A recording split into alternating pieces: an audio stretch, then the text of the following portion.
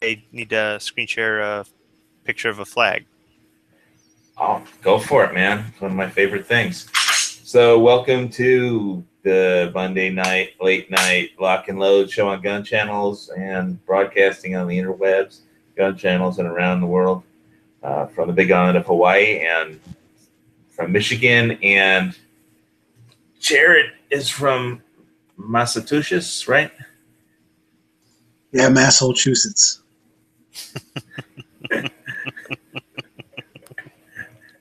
And hey, he said it. well, you know, as long as people usually make fun of Hawaii on gun channels, but so I just want to share this.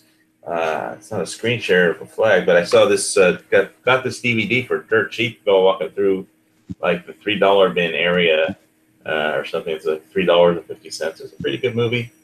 Wild Card. Jason Statham. I think he used to be an Olympic diver before he became an actor. It's like in Vegas, and he plays a bodyguard that's like addicted to gambling, and he can't figure out why he's been trying to get out of Las Vegas all of his life, and he needs somebody to point out that he's just addicted to gambling. So, but we all have our addictions. Squib is addicted to reloading, right? You're reloading some 223. Yes. Oily Prepper sent me a message. She sent me in the morning. She had a really bad migraine, and she took a bunch of meds to try and knock it down. And hope she's feeling better, and maybe she can make it tonight. But if not, we'll see her on Thursday. She had a pretty good show on medical stuff. Oklahoma Prepper was there. He's a good EMT, and he used to be professional. Do that professionally, and I think this coming Thursday he's going to cover exactly how to treat gunshot wounds, and he says he's done it before, professionally. So I think that might be something that everybody should tune into on Oily Prepper's Humble Home, I think, and that's like Thursday nights, a little earlier than the show on Thursdays, and I think I've got some medical stuff coming in this Friday that I ordered. I got a tourniquet, some chest seals, and a few other minor medical items. Add to my medical bag to be prepared for what looks like. I mean, we got good news and bad news on the whole Korea thing, so this is like prepping Gangnam style. He said. Well, they threatened to nuke America again today, but Russia and China all voted to put sanctions on. So I imagine there was a heck of a lot of arm twisting going on, using economics to get Russia and China to vote for these sanctions against North Korea. Basically, North Korea makes statues that everyone likes, and now nobody can buy their statues. But apparently the whole world, the North Korean statues, they're very good at making statues, and people like them. So, but nobody will be able to buy them anymore. And so there's a bunch of, and so there's some banking sanctions on banks that do business with North Korea. And I did look today, and although Squib was telling me that NBC suits don't really protect against radioactive particles at all, they're just for chemicals, right? Chemicals, and very limited against biologicals. It's mostly chemicals. They lump nuclear, biological, and chemical warfare together in one military operational specialty, like they lump the ATF alcohol, tobacco, firearms, and explosives all together in one department. So just because it says it's NBC gear does not necessarily mean it'll protect you from radiation or some sort of really nasty engineered germ. Yeah, and I looked up sports. Yeah, well, it's a government acronym, and it doesn't really do any good for. I don't know. You would need a lead line suit or something. I guess whatever they were in the nuclear reactors. Hey, Jared, you remember going to the gas chamber? I've seen that drill. I think Arlie Ermy did something where they showed that drill where the Marines did that. It looked like something I wouldn't want to do. You still get exposed to riot gas, even though you go walking in that gear. It's not 100%. I mean, if you put it on correctly, it's supposed to seal right up against your face, and it's supposed to be able to withstand 30 days of beard growth. But man, I'm not going in some place where there might be sarin without that stuff and maybe some atropine. So. Well, hey, I saw The Rock, where Nicolas Cage had to stab himself in the heart with the atropine. You don't put it in the heart; you put it in your thigh. Well, that's good because jabbing it in my heart might be a problem. But if it's not sarin gas, you do not want to inject yourself with that. But because it was VX in the movie. Oh well, that's probably a lot more potent. So. Yeah. Yeah, and then he jabbed himself in the heart, then lit 2 green flares and went outside at the last moment to try and divert the airstrike. Most nerve gas agents are so nasty that you hope it kills you quick. You just don't want to. You do not want to deal with that. It's going to be a miserable death. The same thing with the radiation. You're not going to die instantly from the radiation, but once you got it, there's no way to just get it out of your body. I mean, there was an interview of the inventor of the neutron bomb who described how people would die from a neutron bomb, and that's one of the things I wanted to talk about because the Colin Powell went to George Bush and. He said, we don't need these. I want to take them out of the arsenal. I need your permission. So they disarmed unilaterally. China and Russia have hundreds of neutron bombs, but we don't have any. And that is one thing that any naval ship would be vulnerable to is neutrons. The ship wouldn't be vulnerable. It was just everybody living on it would be. And I'm trying to remember the exact description. I mean, if you search on YouTube for neutron bomb, there's an interview with the actual inventor of it, and yeah, he said I forgot whether he said it was within 2 hours or 2 weeks or 2 days. It was 2 something. Everybody that was exposed to these neutrons would be dead, and I think his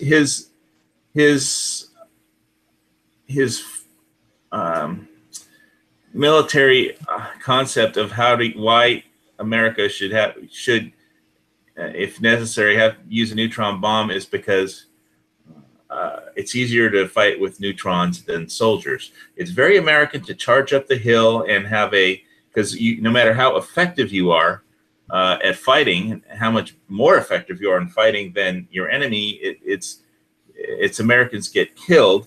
And if you use a neutron bomb, then no Americans get killed, theoretically. Which I've never seen a war where one side doesn't get killed and just the other side does. But I've never even heard of a war where that happens. But his concept was it's easier to fight with neutrons than soldiers. And with Korea, the problem we would have is that Seoul, the city of Seoul, has millions of people in it, and they're in range of old Russian artillery pieces that were given to North Korea by Russia, and they're all in fortified concrete bunkers. So it's not exactly easy to get rid of them, and without a neutron bomb where the neutrons would penetrate into the concrete bunkers. And so if my whole thing is if the whole problem with North Korea is if they keep on launching ICBMs and threatening to blow up America, which they did again today. I mean, it's like somebody pointing their revolver at you that doesn't know how to use bullets or doesn't know how to make it work right, but they keep pulling the trigger, and at some point you just got to go punch them in the face, because even if they don't know what they're doing. and we're the only sheriff in town, really, unless Japan decides to get nuclear weapons. I did want to show one thing. If anybody wants to bid on the Do Not Eat oxygen absorber, it has some. This is the actual one I used in my video. Make me an offer. It has the Mountain House lasagna sauce still on it. The meat sauce, the red tomato and meat sauce from the Mountain House. It was good though, but yeah, I did cook it with it and I forgot to take it out. But I did take it out before I ate it. So, I mean, it says "Do not eat" all over it. So, right. If anybody wants to make an offer, there it is. So, Squib, you're doing some reloading. Yeah. 223, and Gun Channels had a really good reloading chat. If you missed it, this Saturday, it was on Saturday, this past Saturday over the weekend. Sean Connery did a really good job. You know, it doesn't look too complicated. You know, he didn't show up. There wasn't a progressive press. It was RCBS and a Lee powder thing or something, I think. Is a single stage press. So it does one operation at a time. It's slower, but it's more precision, and it gives you a lot more flexibility to work with a lot more different types of cartridges. I'm using a single stage right now. It takes forever to do your loads, but you know, it's just a matter of preference. Dusty keeps dropping in and out. Jared, what are you up to? Nothing much. Just working on some school-related stuff right now. Really, I posted a picture in the group chat here of me after I went through this gas chamber a second time. On the Gun Channel side? I know in the group chat of the Google Hangout. Okay, on the internal. Okay, let me look at it. So pretty much we got certified, and I said to my buddy, hey, I bet I can beat you in there. I bet I can stay in there for longer than you without a mask on. And we already had CS all over ourselves. And what I didn't know was that they were burning all of the rest of the CS. They had all the pellets just to get rid of them so they could end the training and leave. So we walked in there and it was like, oh, smoke bellowed out. Is that you on the ground? Yeah, that's me. You know what I don't see? I don't see all the snot that comes out of your nose when you get that stuff. You're not foaming at the mouth, though. You're just, looks like you're... This mucus just comes running out of your nose like anything you've ever... It's just... I didn't look that bad when my heart stopped. I had a heart failure. I didn't look that bad. Yeah, I literally couldn't breathe. I mean, neither could I. Yeah, obviously. Yeah. So that case is your gas mask case. Do you mind if I try and screen share this, or? Go ahead. Okay, thank you. Yeah, going through the gas chamber is not pleasant. And with all the concentration you had to deal with, no, man, that stuff it's foul. And in order to get the riot gas off of you, in order to mitigate the effects as quickly as possible, or to start getting back to normal, you actually have to do the opposite of what your instincts tell you to do. Do not rub your eyes. Do not put your eyes over your nose, your mouth, anything like that. Hold your arms out. Keep your eyes open, and that's a hard thing to do, and walk into a breeze if at all possible. The more you get exposed to air and the more you keep your eyes open and keep from touching your face, the better you're going to be. But everything is telling you to rub your eyes. So is this picture showing through the screen share? Yep. Yeah. Okay. All right. Well, it sounds like you've recovered, though, but yeah, you look like you've been better. Yeah. It's no fun. So was that part of? So that was part of your training in the military? Yeah, there's this. How many? Is it every 8 months or is it every 12 months? I forget. We had it every 12, but you know what? The gas chamber, for us, we did aviation maintenance, so they didn't want us pulled away from the helicopters very much. So swim quals and rifle range got kicked to the side, so they sent us to the gas chamber extra time to go, look, we're doing something. Because, you know, that's one day. That's half a day, really. Whereas rifle range is a week and swim quals a week. So I think we did it more than every 12 months, even though that's what they told us it was supposed to be. I posted 2 other pictures. All right. Oh, you just put them in the intern. Let me try to see if I can get those. 1 sec. Try screen sharing. Okay, then now there's foam, so I'll show that one.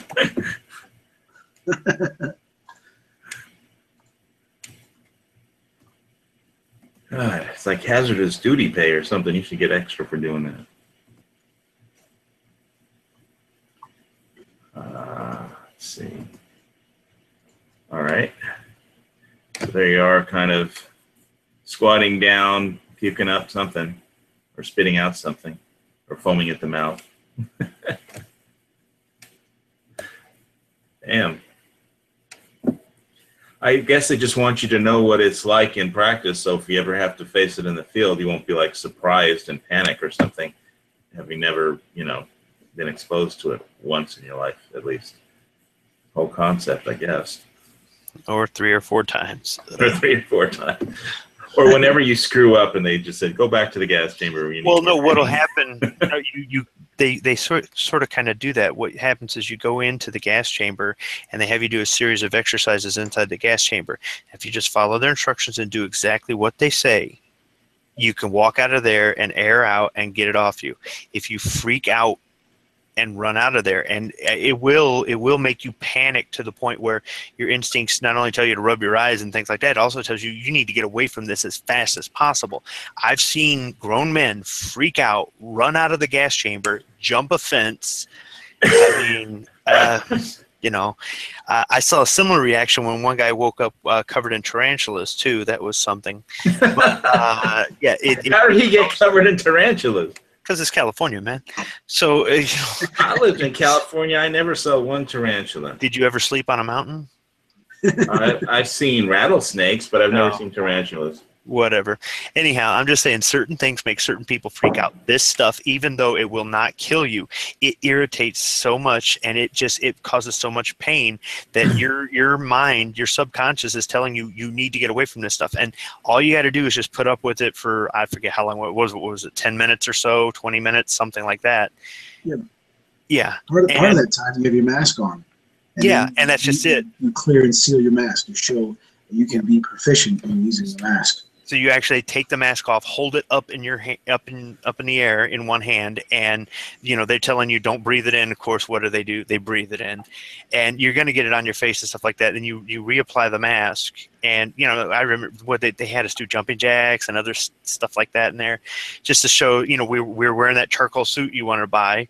And the rubber boots that go over there, the mop gear, they call it, I forget what mop stands for, but they've got level 1 through 4, and you're sweating in that charcoal, and it is hot in this wooden house with this stuff burning in the middle of the room, and there's do jumping jacks, like do jumping jacks, what, you know? Mess over pukes? Well, what happens is the guys that run out freaking out, they make them go back in and start all over again.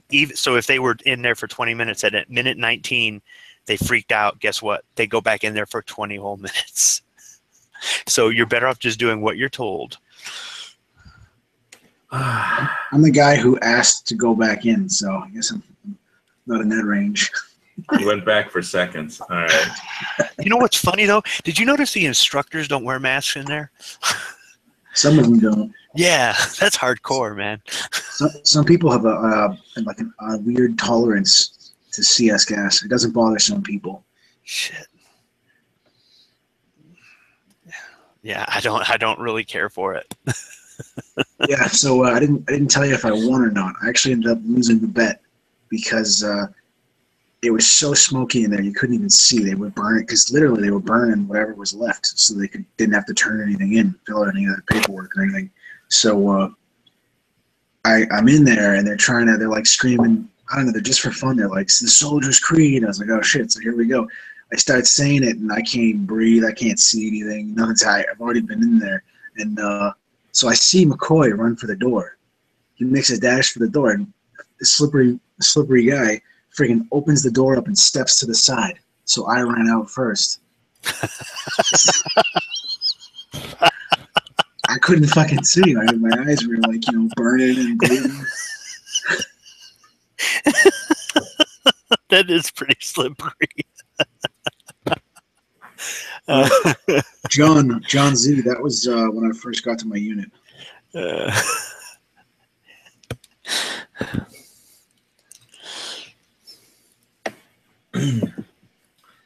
All right. Well, it's good being a civilian, so you don't have to do that shit. That's why I told you that mask that you've got, if they were rioting downtown and you were just trying to get down there to get some food and the police or the National Guard was using tear gas, that's where that mask comes in handy. Comes in real handy. So you're more likely to use it for that than if, they nuke your island for absolutely no reason at all. Yeah, well, there's nothing here. They'd have to, be aiming for something else and miss. You know? Pretty much. They'd be aiming for Rhode Island and hit your island. So, because they're that bad.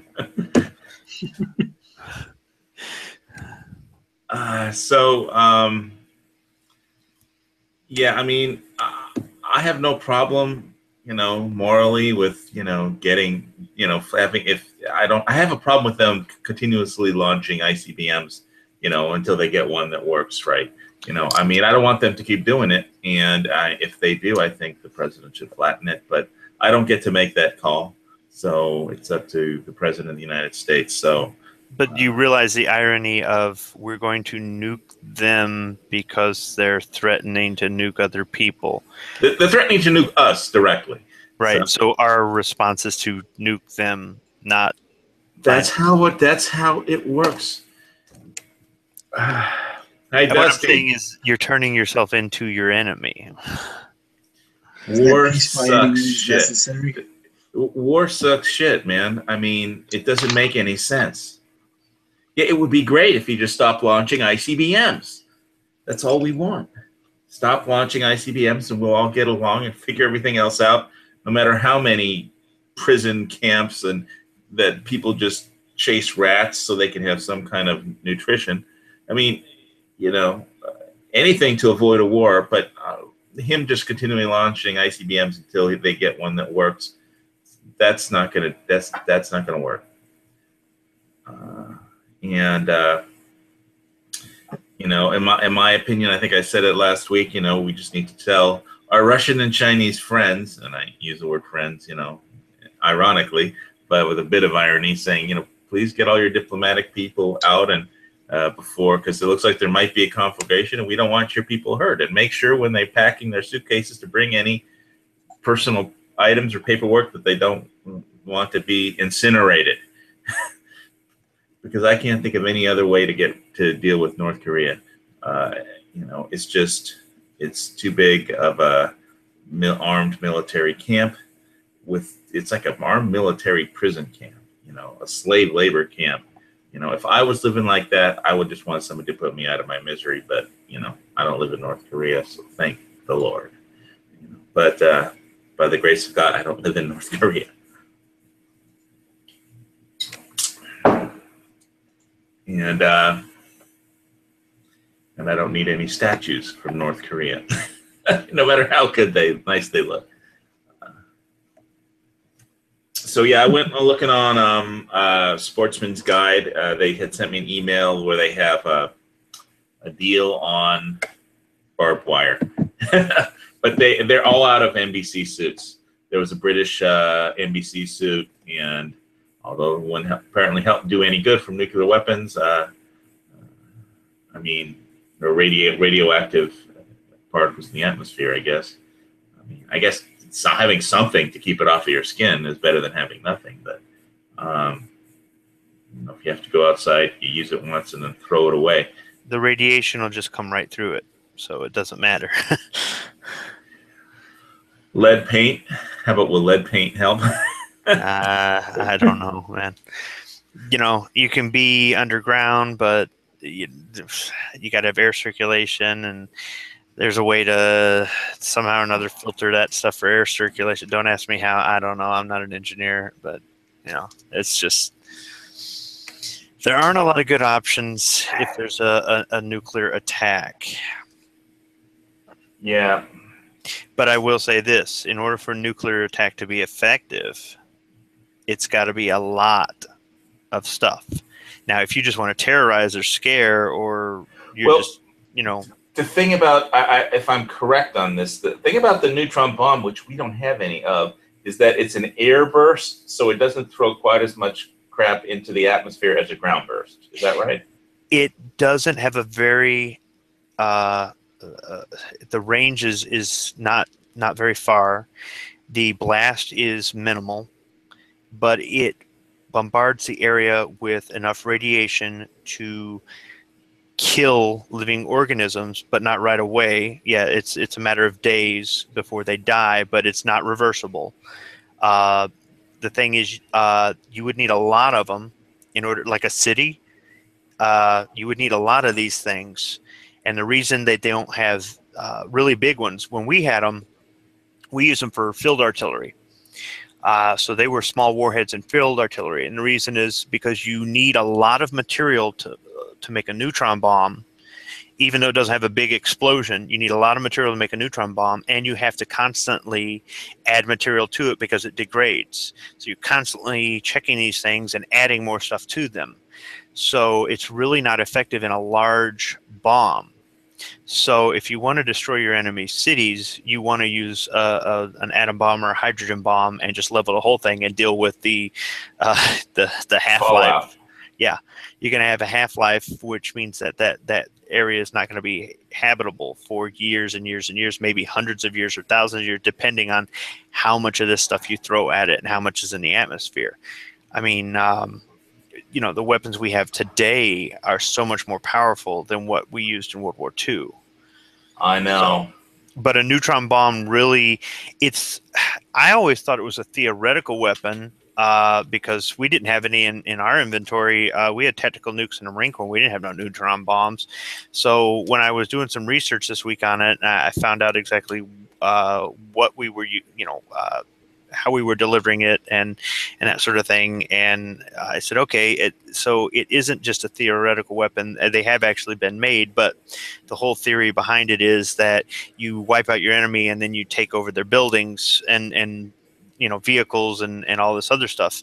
But it's just, it's not practical. It's just not practical. Yeah, I just thought it would be more useful in getting at dealing with the artillery that's in fortified concrete bunkers along the DMZ. I mean, to look at it like this: if they're crazy enough to use nukes, do you think they really care about collateral damage? Do you really think they want to walk in there and say, "Oh, now we've got their buildings, now we've got their cars and their trucks and their boats"? No. They're going to use a thermonuclear weapon. They don't care if they're that crazy. So. Yeah, well, I think our goal is for them not to launch ICBMs anymore because it's really freaking everyone out. It's just freaking you out. I'm not freaked out. I'm not the only person on the planet that's freaked out. Okay. I mean, they just had a UN resolution where China and Russia actually agreed and voted for it. So I'm not the only person on the planet that's freaked out. Don't freak out. You'll be fine. Go buy some Bitcoin. Oh, I knew we'd get to Bitcoin eventually. Before we do that, can I jump in and do the screen share? Please. I'd like to see an American flag here. I'll put you on present to everyone. All right. Let's see here. We will do the share. I was walking by the Harley. Well, careful there. I was walking by the Harley Davidson dealership the other day for my daily walk near Sunset, and they were taking down the flag, and I stopped and put my hand over my heart, and I waited until he finished taking down the flag. Like a good American.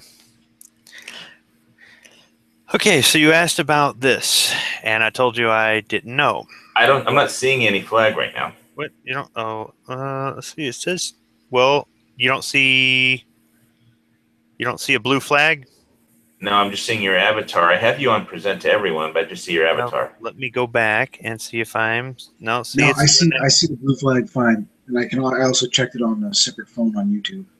Okay, well, if it's going through, I'm not seeing it here in the chat, but I'll believe you if you're seeing it through YouTube. Okay, so this is on the bow of the USS Drum, and you asked what it was, and I said I don't know, or why it's blue with the blue flag with the stars, yeah, right? yeah. What I do know, I forgot, and so I decided I'd go look it up because I don't know. It's not a good answer. It's definitely not good enough for lock and load. So I went back and looked it up and realized, oh yes, I know. I knew exactly what it was. I just totally forgot. So can you see this at all? I can't, but No? everybody else can. So I'm going to go look at it through YouTube. Let me just All get right. over to the YouTube page and I'll watch it through, and because it's not showing in the actual internal Hangout. So let me get over there. Yep, it's showing good on YouTube. I double checked. Thank you. Thank you. All right. I'll get there. Give me a second.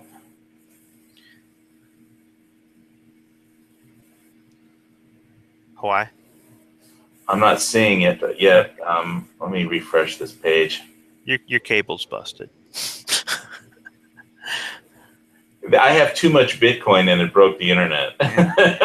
Look it down. Okay, I see it now. I see it now.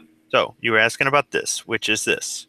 All right. So stop sharing. Let's stop sharing. Start caring. So, yeah, that's the flag I asked about, right? yeah, and I told you I didn't know, but the truth is I do know, and I forgot. So I went and looked it up, and as soon as I started reading, I said, "Oh, you idiot!" So the flag that you saw is a naval jack, and the naval jack is represents each country. The naval jack does not necessarily have to have the flag of the country in it, but it usually has that or some rendition of it. And what it was on was called a jack staff. And a jack staff is a small vertical spar or pole at the bow of the ship, and it is for it's used for flying a flag known as a jack. And as the Union Jack? No. See, the Union Jack would be a small flag with the British flag on it, and that's their naval jack. So, I mean, the Union Jack, I guess, is the name of the pattern or the flag, but they would have a small one like that, and that would be their naval jack. So, the Jack of the United States of America is a maritime flag representing the United States. Why can't I talk? United States, and is flown on the jackstaff on the bow of American vessels that are moored or anchored. That's the key. This thing is brought on shore, and it's on static display. That's why it's out there. So if it was in port, the jack would be displayed. The jack is flown on the bow, which is the front of the ship, and the ensign, which is what I remember, is flown on the stern, the aft section, the rear of the ship. So when we would come on board, we would always cock left at about a 45-degree angle and salute the ensign. Well, yeah, if we were coming up the front gangplank, to the left would be facing the rear of the ship, which is where the ensign was. Okay, so the jack is when it's in port, and the ensign goes to the mainmast once the ship is moving again. So you've got the ensign on the end of the ship, you got the jack on the front of the ship, and when you report on board, you salute the ensign, but the ensign moves to the main mast when the ship's underway. So that explains what that is. I can't believe I forgot what a naval jack was. So give me a couple demerits for that or something. I don't know. But I just thought I would correct that. The other thing I'd like to correct is you were asking about the torpedo that was on board the submarine. and it's a Mark 14 torpedo. And I thought it might have been similar to the Mark 46 torpedo that the Navy uses. They drop it from aircraft. It's not. I looked it up, and I took an estimate. I estimated that it was about 2,000 pounds. A Mark 14 torpedo is not 2,000 pounds. It's 3,280 pounds. It's a big boy. So the Mark 46 torpedo, which is something that you would drop from a helicopter to take out subs, is 8.5 feet long, 12 3/4 inch in diameter, and 508 pounds. And that would be used on a modern helicopter. A Mark 14 torpedo used in a World War II submarine is 20.5 feet long. That's more than double the length, 21 inches in diameter, almost double the diameter, and 3,280 pounds. So these things are much bigger than anything I ever was around when I was on active duty. And I just wanted to correct those numbers because I was just kind of taking guesses. So. Okay, we endeavored to be accurate. That was it. Okay, well, I'm not entitled to give demerits to Marines, but thank you for correcting it, because, yeah, I was wondering what that flag was, and it's basically, whether it's on the ensign or the jack, it's the same blue field of stars, right? It's the same. For the United States. So yeah, for another nationality, it'd be something else. Yeah. Kind of like on the aircraft, they have those roundels. So we've got the star, the dark blue circle with the star in the middle with the bars on either side. That's our roundel. So different countries have different emblems that they put on their aircraft on the wings or in the fuselage that they're called a roundel, and that represents that country so that you can identify. Cool. Well, yeah, it's nice to know that stuff. And I guess it's part of being a Marine is to know all that stuff. They teach you that. What part of where did that come in the basic training where they teach you all that? Somewhere in third phase, where they didn't teach us how to stand inspection in a woolly pulley, which is a sweater, but they did tell us how to report aboard a ship. And I go, what is this ever going to mean anything to me? I'll never be on a ship. And right. The first time I reported aboard a ship was a USS Kalamazoo. It's a fast replenishment ship.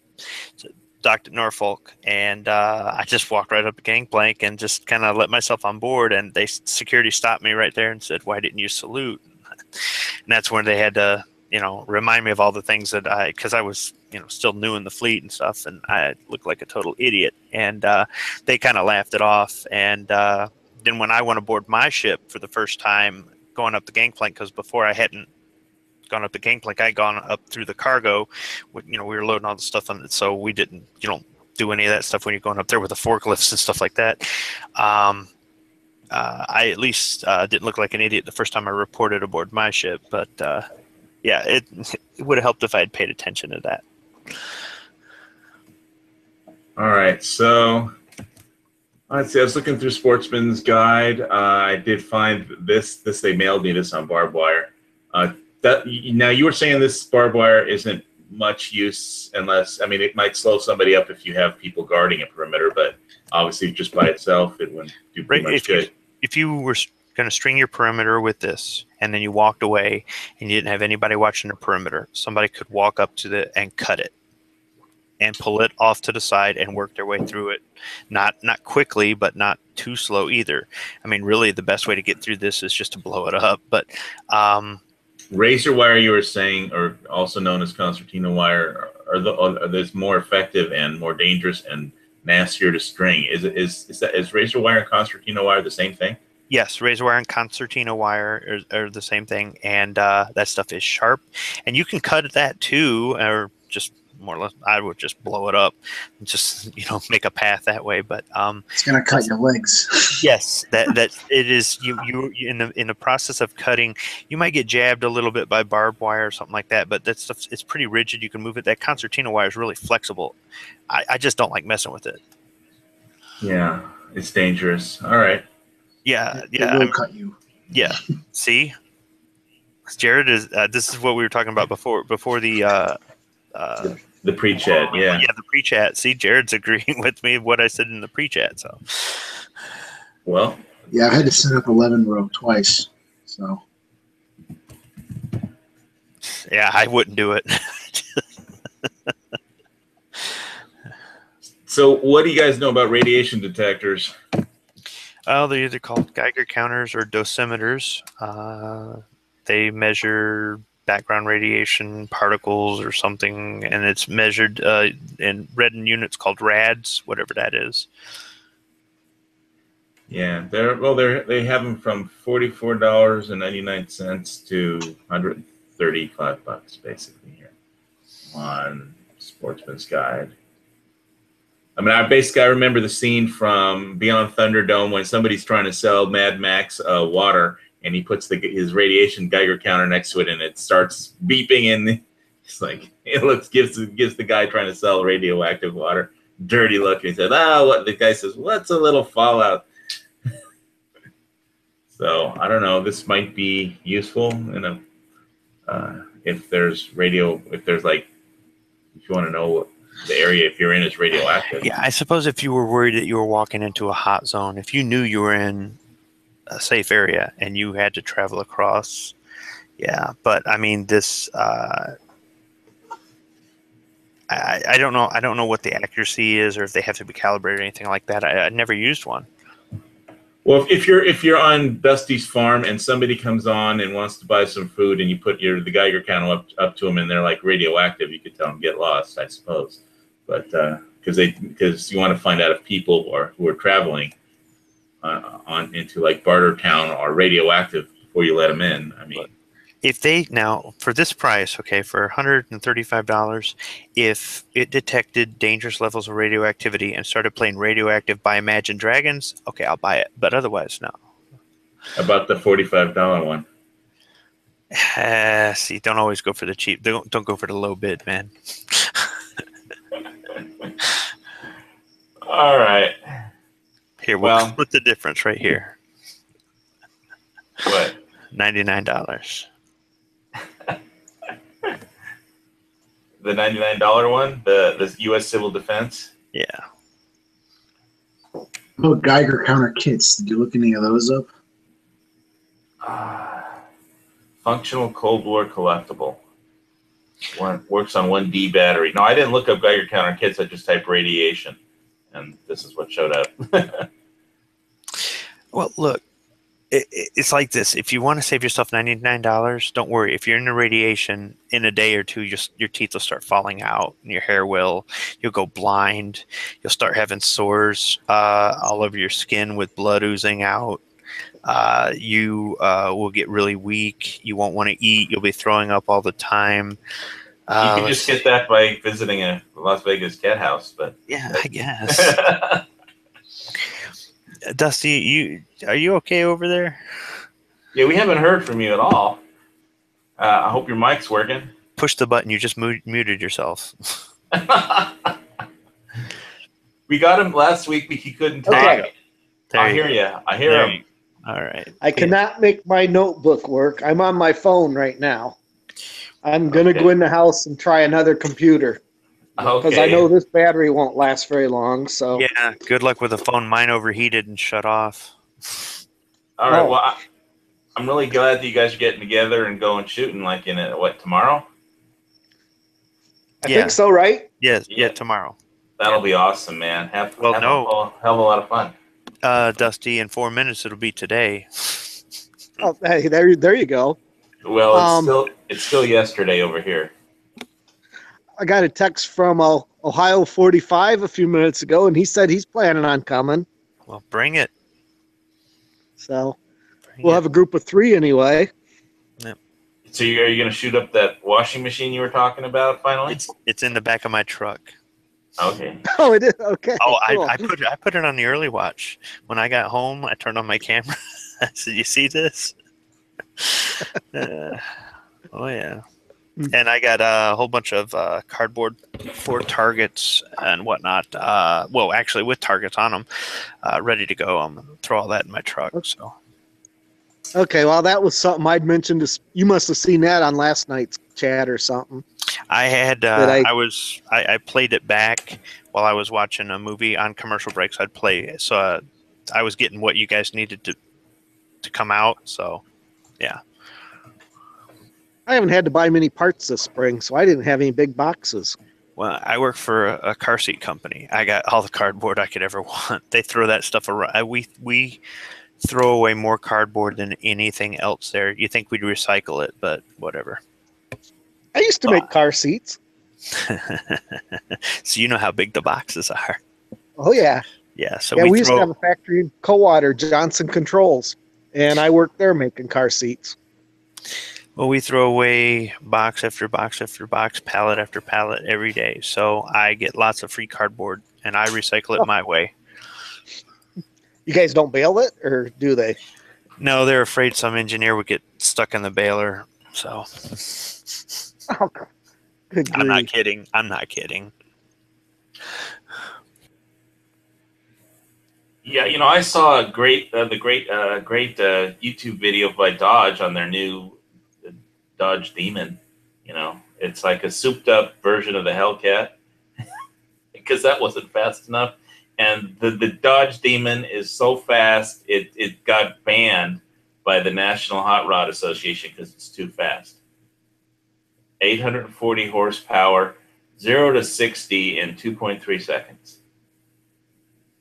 And it like broke every record for the quarter mile, and they got a letter from the NHRA saying it's too fast. We can't let you race this thing until you make it slower or something like that. And it's just awesome. It's an awesome looking car, but obviously I don't know who needs a car that's that fast, but they didn't just. It's not just a Hellcat that goes faster or something. I mean, they really, went to town on it. And there's a couple videos from Dodge, and it looked like it'd be a very awesome speed car for the Mad Max wastelands. Here you go again. Okay, so is it time for me to talk about crypto or? Sure, go ahead. If you're going to get a Hellcat, you better have a lot of crypto. Yeah, no kidding. Yeah, well, it was like today on CNBC, I had it on just in the background, and they were talking about Bitcoin, and one guy said by the end of this year, all the banks are going to get into Bitcoin and in a large way, and all the fund managers are going to get invested in Bitcoin. It'll be major money, and by the end of the year, it'll be $25,000 a coin. I was like, wow, I wish this mining thing would go faster, but it's adding a tiny slivers of coin to my wallet, and who knows? It's going in the right direction. Every day it's worth like $20 more. So anyway. So which do you have now? Since it's split, do you have Bitcoin or do you have Bitcoin Cash? I haven't claimed my Bitcoin Cash yet. If I wanted to claim my Bitcoin Cash, I would just go down to this help menu right here. I would click help, or I would just go scroll down to the bottom where it says how do I claim my Bitcoin Cash, and there's a button here on how to do it. I would just need an address to send the cash to. I haven't done that yet, so I can still claim it anytime. I just have my original pre-split Bitcoin, and I haven't claimed the Bitcoin Cash, so because I haven't wanted to deal with getting another wallet. I just want to keep everything in this wallet, and I don't think there's any rush. I can claim the Bitcoin Cash anytime, and I don't want to really spend it on anything right now. So you better cash it in before this Ponzi scheme crashes. Ponzi scheme crashes. Well, it's intangible coins, and it's one of my very wealthy friends called up today and wanted me to help him get into altcoins, and I told him don't do it because the altcoins are just pump and dump. I mean, there's a lot of pump and dump, and a lot of the exchanges because they're not regulated right now. There's no regulations that they can.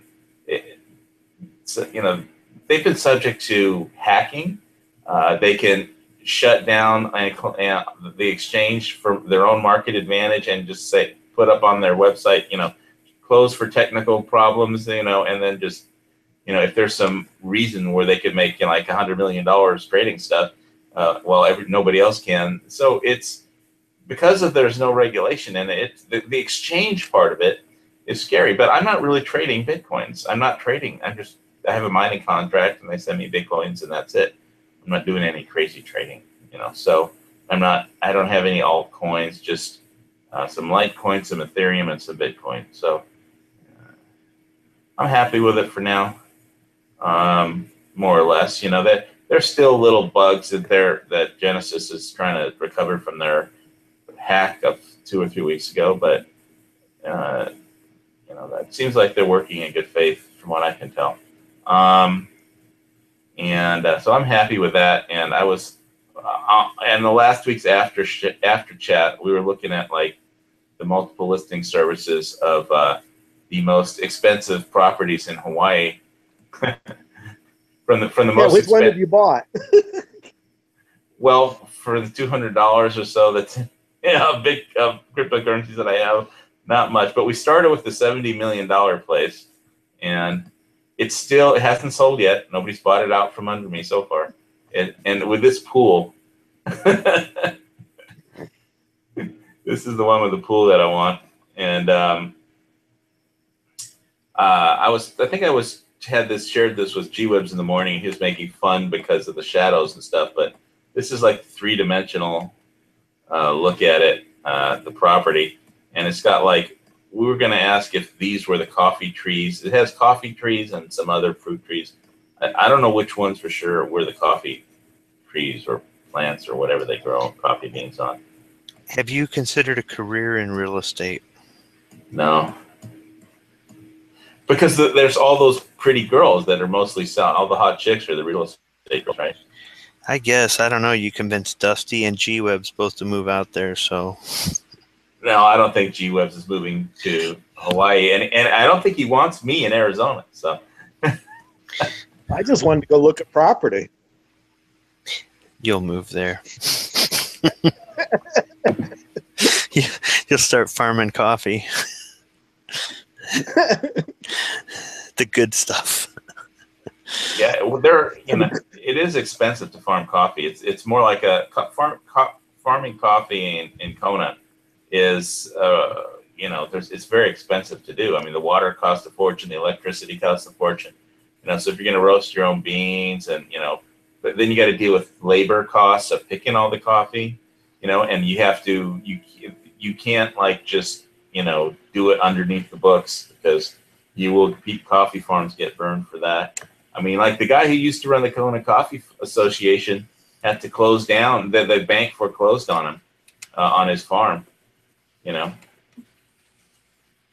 it's just not. It's not profitable. It's exhilarating when your beans win the Kona Coffee Festival prize. Every year there's like a Kona Coffee Festival and a coffee parade and all kinds of events and art contests. But there's a cupping competition where all the top coffee judges fly out to Kona and they just have everybody submits their parchment, which is the coffee beans before they're roasted, and one roaster roasts all the farms the exact same way, and then they just taste test each farm, and they pick the best coffee, and whoever wins the first place prize of that contest can sell their beans for a hell of a lot more than everybody else, that year. So,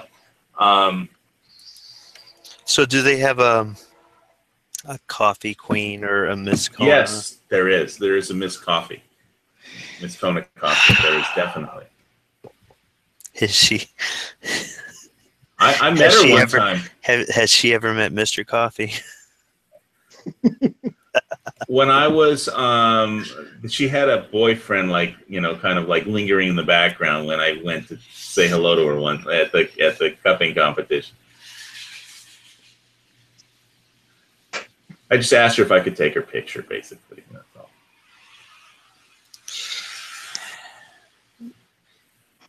I'm trying to find the Kona Coffee thing here on my webpage.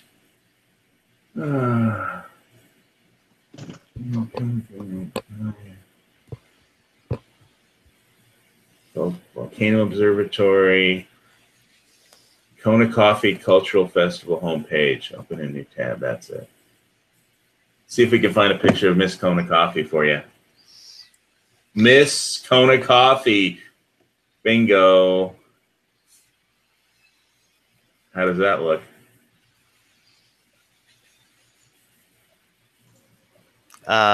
Young. Young. Young.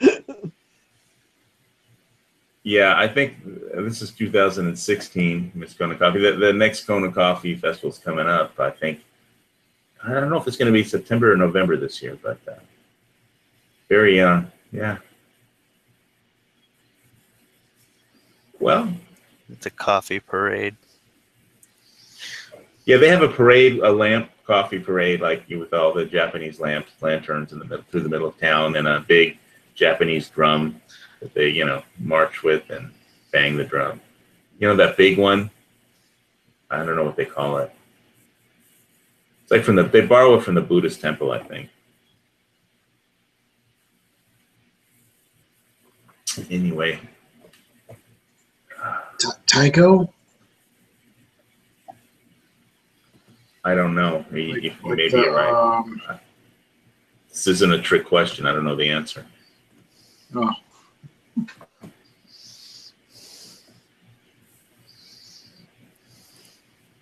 It's great. Kona has great coffee. I remember the first time I came out here, and after bicycling around the island, then I flew over to Maui and I took a catamaran called the Rainbow Chaser and went snorkeling off Lanai. And I woke up the next day, had a cup of coffee, and it was just like perfect. And everything was like right with the world just after that one cup of coffee. I was like, why am I like getting screwed over and people yelling at me in California when I could just be happy without people yelling at me in Hawaii, so. Do you need somebody to yell at you? No, that's if I needed somebody to yell at me, I'd go into like a chat that Yankee Marshall's in. So okay. You don't have people saying howly? Well, if I suppose that I could find out a way to piss off a local person if I said something stupid, but I guess it's not like Oahu. Big Island is not at all like Oahu. They used to give out trips to Maui on the local radio station. Every year, they'd have a contest. It's Maui time, baby! And people would go, and I don't remember what it was, but the most popular DJ was the one doing it, and sending people to Maui from Michigan. Well, the best I could do is have a giveaway of my oxygen absorber with lasagna meat sauce on it. I don't think anybody really wants it, so I'm not going to bother. I didn't have any bids for it, so. If you save it, you're a hoarder. Well, just that people were like, making jokes about it in the comments on the video of the lasagna chef. Did John, did you say I was yelling, don't eat it, don't eat it? Well, I brought it to the show so I would have proof that I didn't eat it, I mean, the ravioli sauce is still on the do not eat it. No, we don't want to see that. It doesn't look like ravioli anymore. Or lasagna, sorry. It doesn't look like lasagna. Still smells good. It's the best smelling oxygen absorber on the planet right now. I should turn on my camera so you can see the face palm. Okay.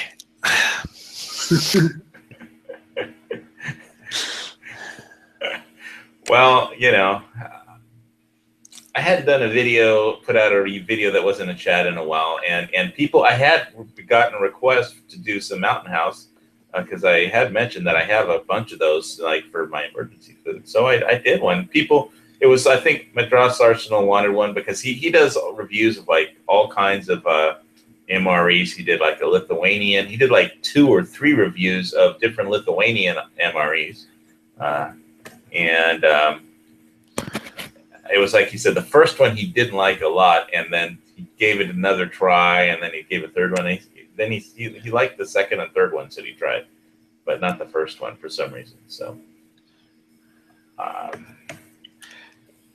Jared, do you ever get to try any of our allies' MREs? Nope. I got just American. I got some French MREs once. Them boys eat good. The bag is huge. It's about 2.5 times the size of our MRE bag, and yeah, all kinds of stuff in there. With that, but don't you think that your comment that you made was like Mountain House? Does Mountain House have red wine bags, packets? And I was like, they would make a fortune if they did, man. Yeah, well, you said this would go good with red wine, and I thought about it, and I go, he's got a point. Right? So you get a case of Mountain House, and you get a case of Mountain House wine. Why not? Right, they sell the water in the bags and boxes, right? Yeah, they sell water in bags and cans, and Okay, this is what you do. Okay, you open up a real estate office, and then on the side you sell survival equipment. I'm telling you, man, you've got 2 sources of income, and then the rest of it could be your Bitcoin and your Steam it and whatever. You'll be multifaceted. What's that Dusty showing us there? Let me see here. It looks like a laptop. Yeah, let me see if I can. It's a motorcycle. Yeah. Wait, is somebody's motorcycle on the screen? Oh no! Today I was. Today I rode the motorcycle into work. So when I left work, I said I'm gonna mute because I'm getting my bike. And then Dusty was like, "Is he gonna bring the bike out to my farm?" So could you see me going down the expressway in Michigan with a lever action rifle slung over my shoulder on a motorcycle? That just wouldn't go over so well. Are those MREs there, Jared? It's not actually. It is from MREs, but it's actually just vanilla pudding powder and chocolate pudding powder. That's all that it is. Imagine the shit hits the fan and all you have is chocolate and vanilla pudding. He saved all the good stuff, right? Yeah, but how long can you live on chocolate and vanilla pudding? Yeah, you take the chocolate pudding and you mix it with peanut butter, you got fudge.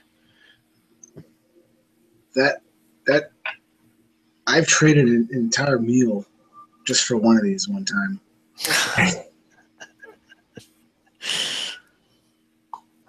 Wow. I do think packets of Mountain House wine or just packets of wine would do extremely well, and not just in the survival. I mean, it'd be like, the easiest way for somebody to go into a convenience store is 7-Eleven or a gas station and come out with one of these packets of wine. I mean, I guess if you had to, you could just buy a whole box of wine. Box wine. But the packets are convenient.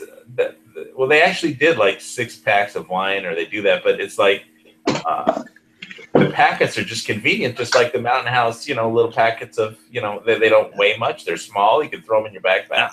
I'm just saying you field strip that box, right? You get rid of it, and then you put that bladder with the wine in it in your Camelback. Good to go. Uh-oh. What's he got? What's he doing? What? So I keep this next to the vanilla pudding powder. It is a SteriPen. SteriPen for water. Handheld UV water purifier. Nice. Yeah, I was never sold on that form of water purification. I'm not sure it's effective. I got it for free, so. Well, the price is definitely right, but I just wasn't sold on that particular. I'm not sure it really works reliably enough. We'll find out, I guess. Well, hopefully not the hard way. I should. Well,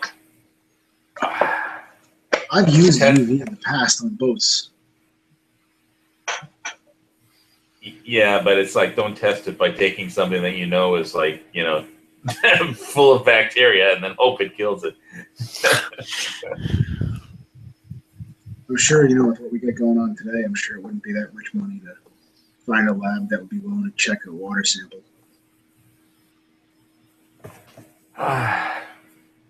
Yeah, I've got quite a few different methods of water purification, but boiling usually works as far as killing most things in bacteria in the water or parasites in the water if you boil it long enough and hot enough. You could always irradiate it.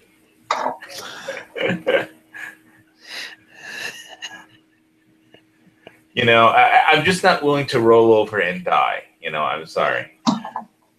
That's why you keep a stash of alcohol. Okay, you're gonna die happy, right? Okay, so you got the radiation poisoning. There's nothing that could be done for you. You might as well die happy, right? You're not gonna feel a thing. I am prepared for that. Although with the radiation poisoning, you'll be puking your guts out. So I don't know how much of that you can keep down. Well, if I drink this whole bottle, I'll be puking my guts out too. You guys ever tried colloidal silver? I have the gel. I have the gel of that. You know, I put it on scars sometimes, and it helps a little.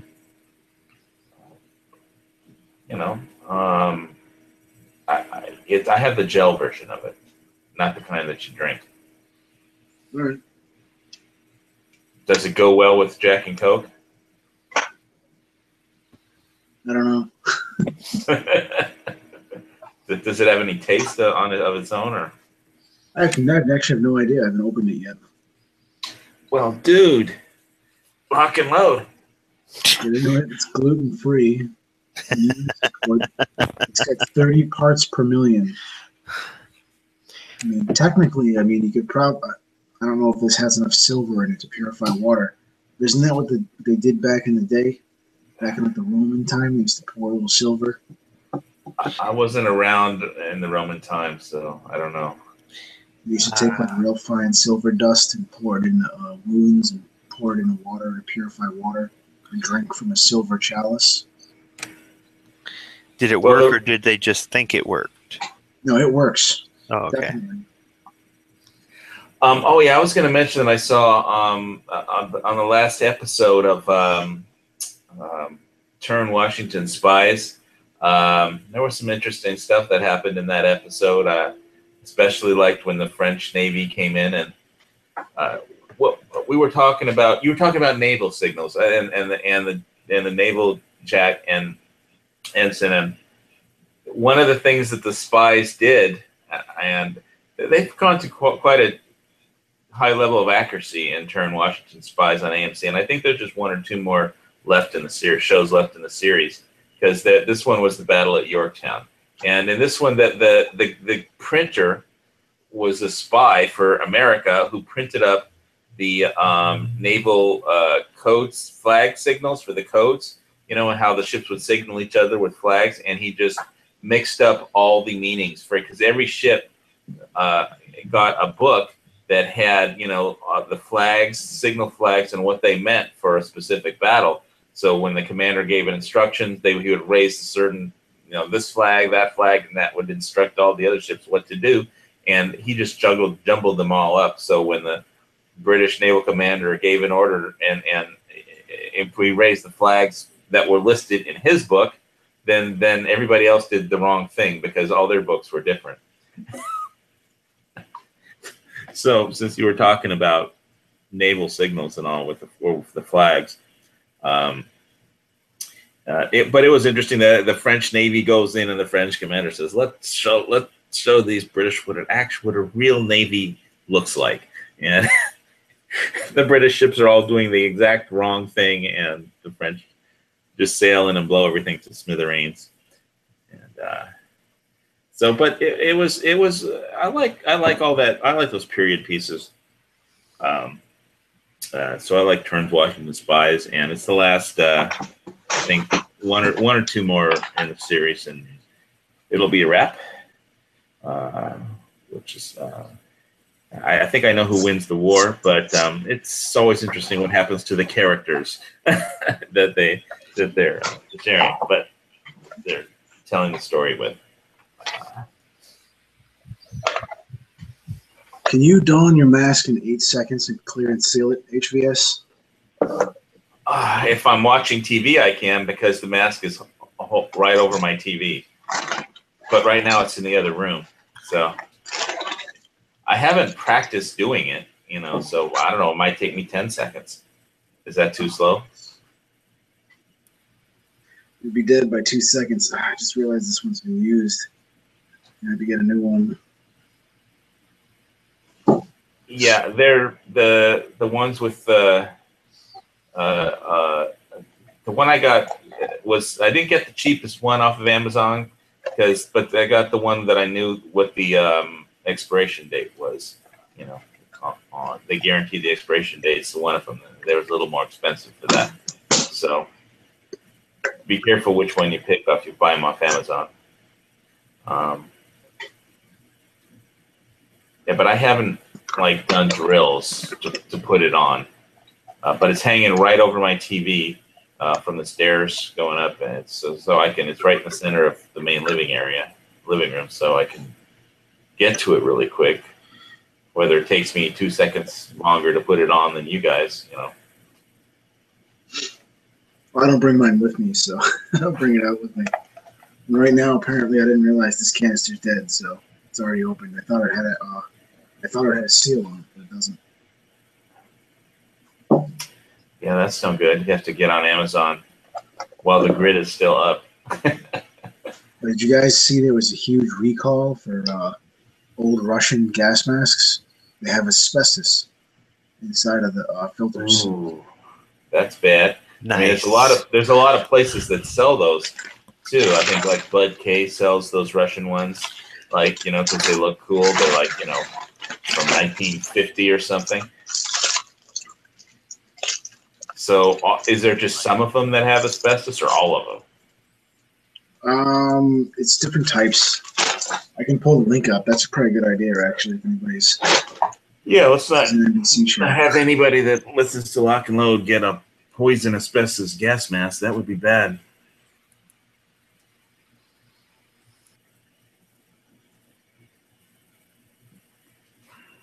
Okay, it's the GP5 filter. It looks like. Can you screen share it? You can screen share it. I'll present you. Let me find a good link. I know it was on Varustelika. I'm going to their website now. All right. Let's figure out how to screen share. I don't know how to try that yet. It's the green arrow button on the upper left.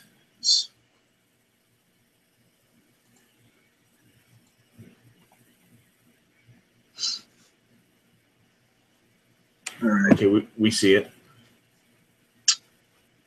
Okay, I think it might have been on the front page here somewhere.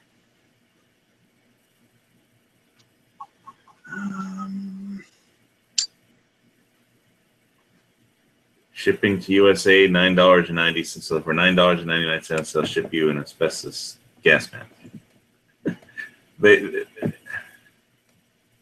Well, where's the notice? Yep. Gas masks. Apparently there's nothing there. I don't know if I got an email from them or.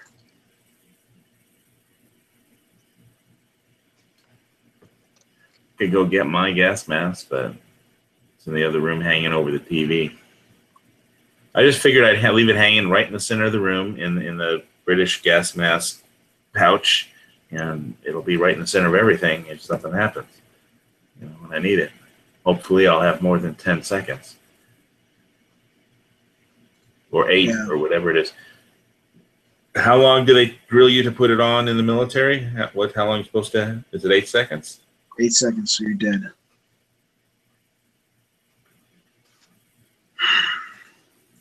clearance sale on what are they? What is that? I know I saw it somewhere when I was fooling around in here. Varustelika? Yeah, it's pretty good. They got a bunch of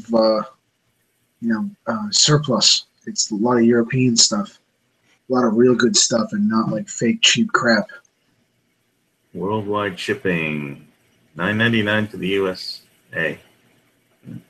Well, basically, my last purchase was medical supplies, so like tourniquet, chest seals, and like I said, if you're not doing anything on Thursday night, Oklahoma Prepper is doing on Oily Simple Home, Oily Prepper's channel, how to deal with gunshot wounds, and he was an EMT that dealt with gunshot wounds, so you might learn something very useful that hopefully you won't need, but it might be good to know as a prepper. That's the one thing. I think that's important for all preppers, is that you need to figure out what you don't know, and because you need to know what your weaknesses are so you can plug the holes of your I mean, I bet there's a ton of things that I don't know, but it's like whatever the holes are in your skills, it doesn't cost anything to get knowledge. A lot of the times, it doesn't weigh anything to know how to treat a gunshot wound. I mean, and I did go to Walmart, and he had mentioned last week that they have stethoscopes and they work really fine at Walmart, but I didn't see any stethoscopes at Walmart. So, and I looked where they keep all their medical stuff, and there wasn't a stethoscope. So maybe that's just my local one doesn't have that. But I did get some medical stuff, and that was my last prepper purchase. I got the little thing, the oxygenator that you put on your finger that tells you your heart rate and the percent of oxygen in your blood. And it wasn't that expensive. They use them in hospitals, and I thought they would be a lot more expensive. I think it was only like $17 or something off Amazon. And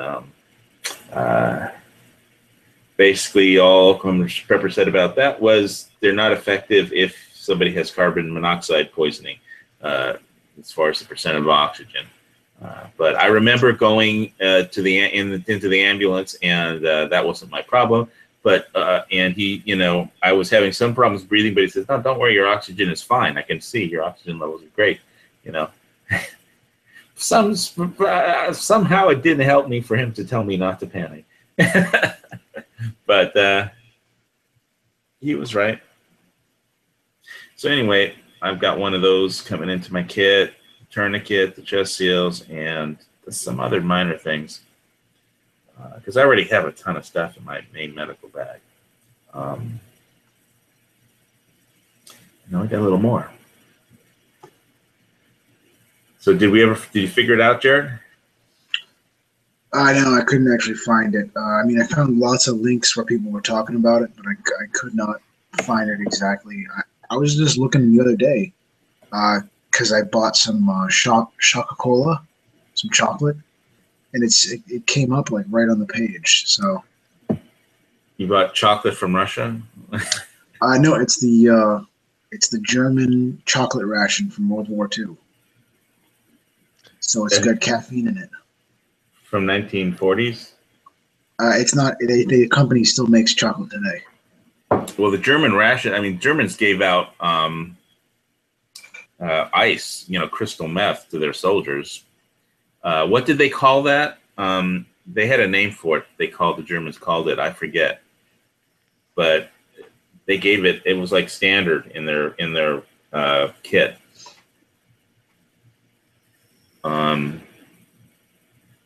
I know Hitler was like drugged out of his mind every second. No, but all the soldiers were on crystal meth. It was part of their kit, medical kit. But it was part of their like rations. I mean, everybody got all the soldiers were on ice basically, or crystal meth. They called it something in German. I forgot what it was. There was another one of those History Channel shows about that. Yeah, it was.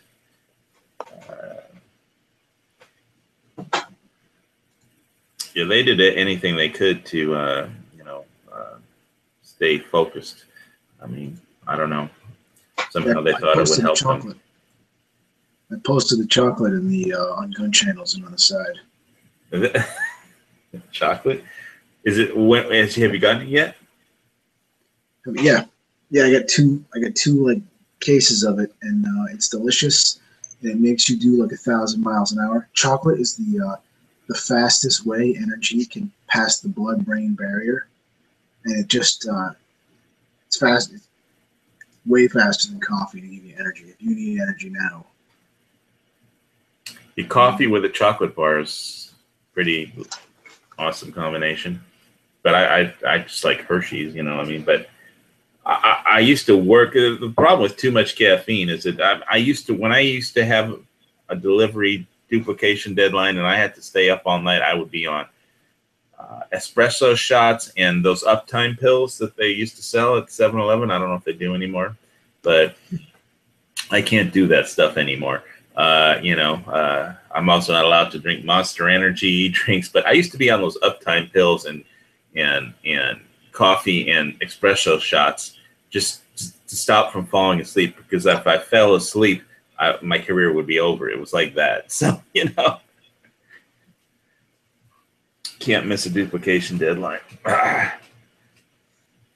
Thank God I don't have to live like that anymore. Oh, what a mess that was. Hey, man, all the prices here are in euros. You might as well just be buying this with Bitcoin. Yeah, that was really weird seeing euros show up in my PayPal account. You paid 25 euros.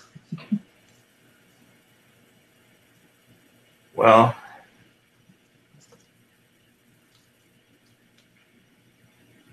don't worry, that's not real money either. It's polymer money. It's not real. Polymer. Well, Glocks are polymer guns. Most of our houses are built with polymer. It's polymer.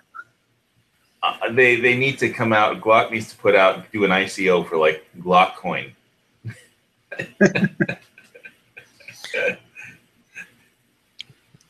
I ended up getting this in the mail today. Oh, you got one of the gun show loophole things? Yeah, I have the chocolate one.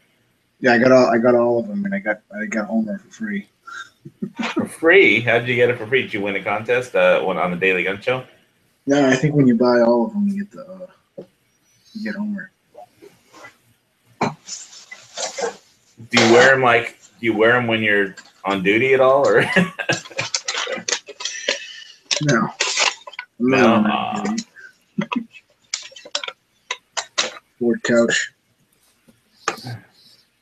I'm still waiting to get some artwork from Billy Barron. I hope he comes up with something good for like a Hawaii Volcanoes patch logo thing.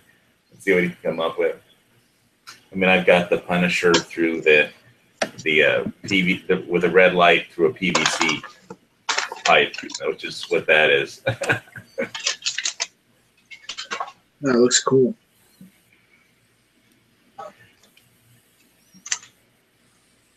Yeah, well, I guess I'll go with it, but I'll see what Billy comes up with. He's a pretty talented guy. I've got faith.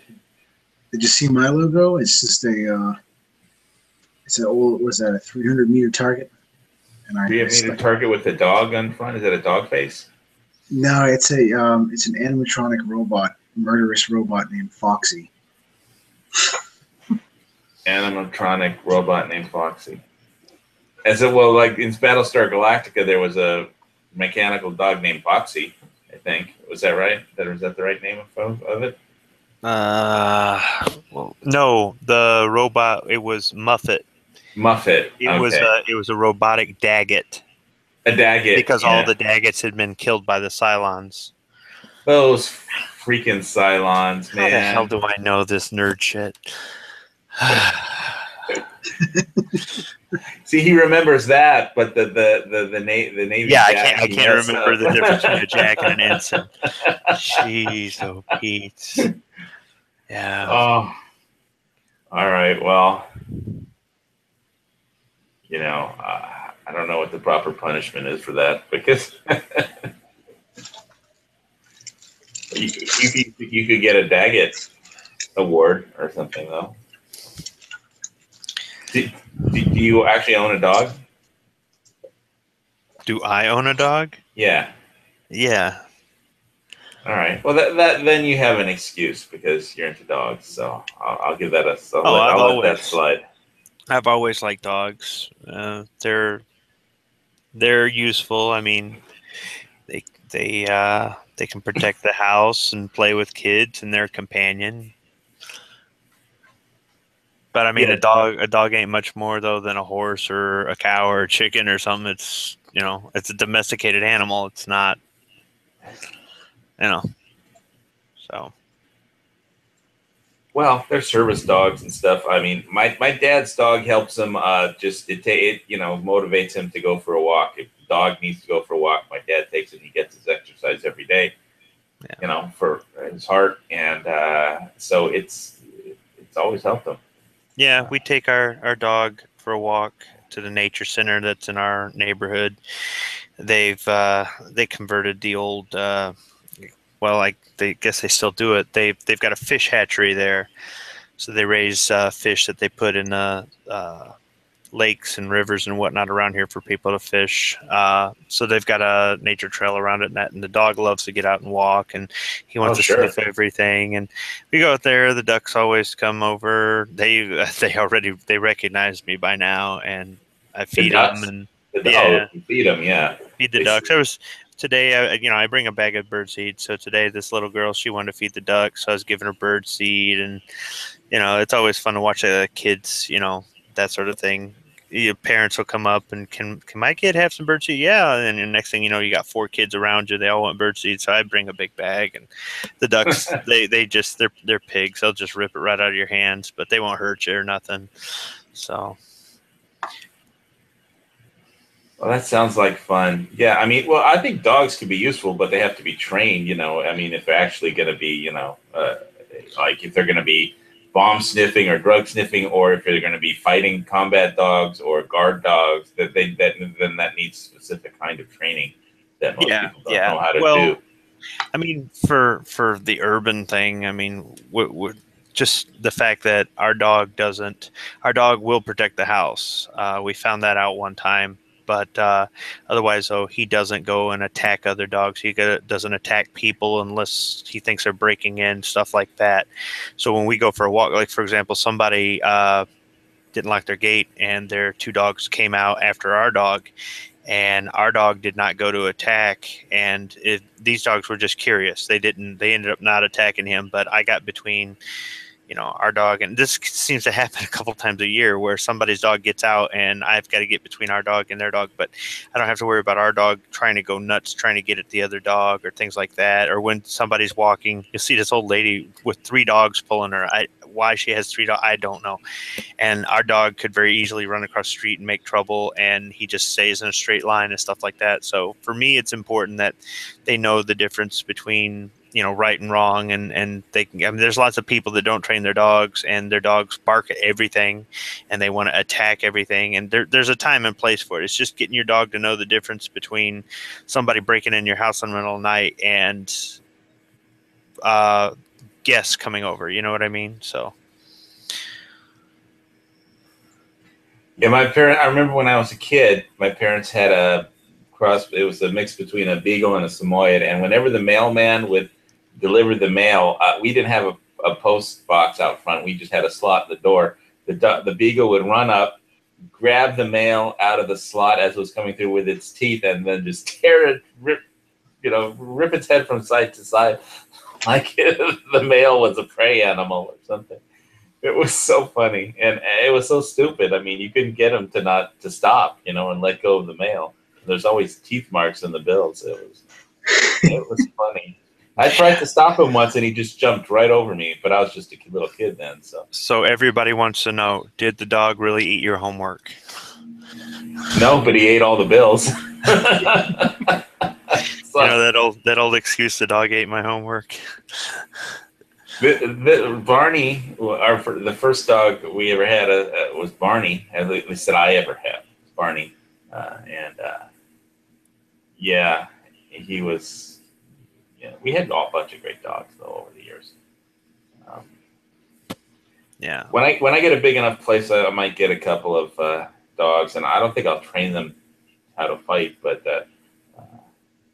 I don't know what I'll train them to do. I will set up, if I get a big enough yard, I'll set up a dog, course with like a ramp that they could run up and down, and like those dog obstacle courses they have, just so they can exercise and do fun stuff. I know dogs just are born to run. They love to run, but you can only fling the ball for them so many times with those flingers. You have to have other stuff to do, I think, with them. But we'll see when Bitcoin hits $1 trillion and I get just a place with a gigantic yard for dogs. I'll visit the pound and do a bunch of rescues probably. I'll take that one, and that one.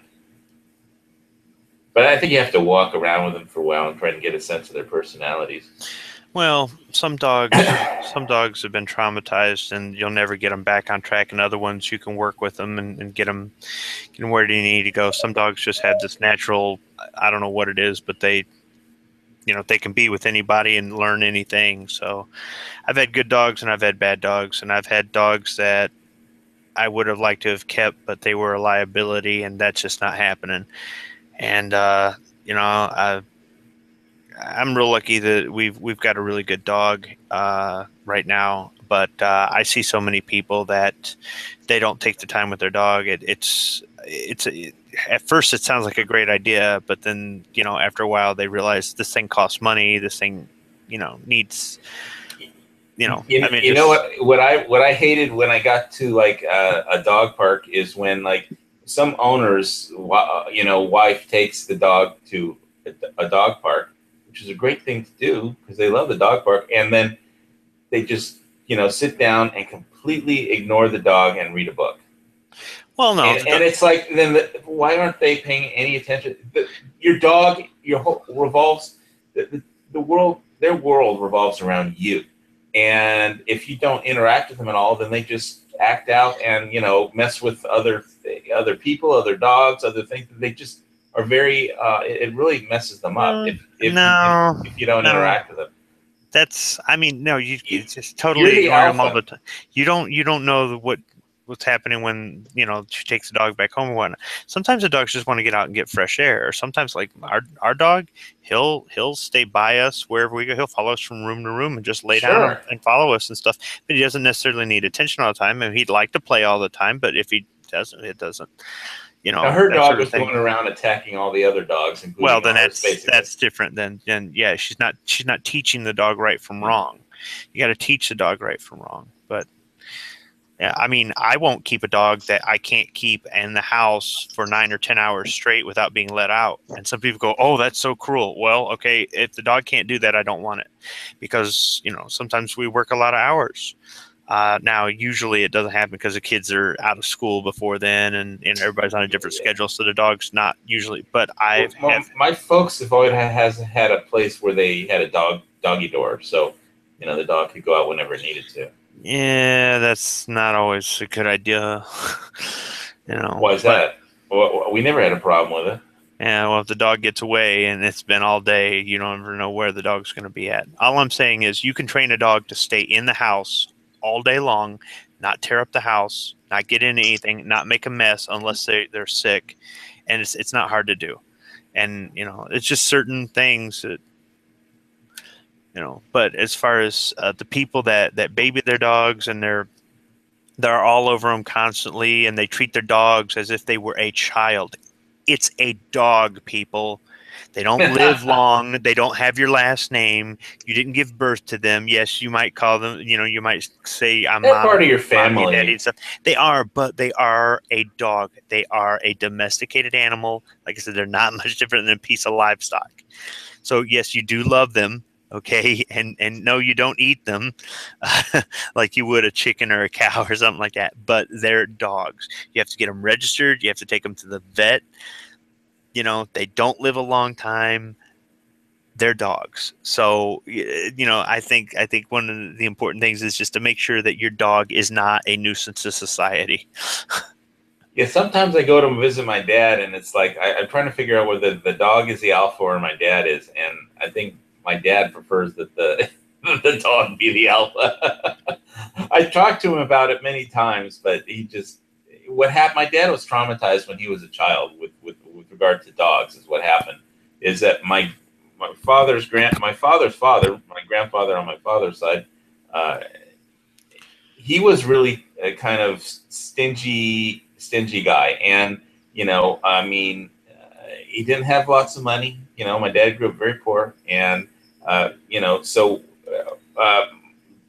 one day my dad and his father were just at a park with the dog, and my grandfather decided he was going to leave the dog at the park, and he just drove down the street and let the dog at the park. And my dad was looking out the back window, and the dog was running after the car, and and ever since then, my dad has had a thing for dogs, especially little black dogs. The dog that got left, because my grandfather was a jerk, is basically, and left the dog, running after the car, after him, and they just left him, they didn't even take him to the pound, because he just didn't want to pay for the dog, and it broke my father's heart. So ever since then, my dad has just had a weakness for dogs.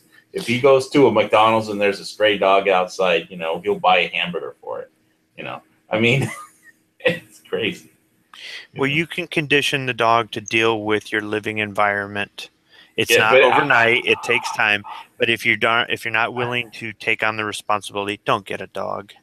Yeah. Oh no, I am willing to take on if I have a place where it worked for the dog.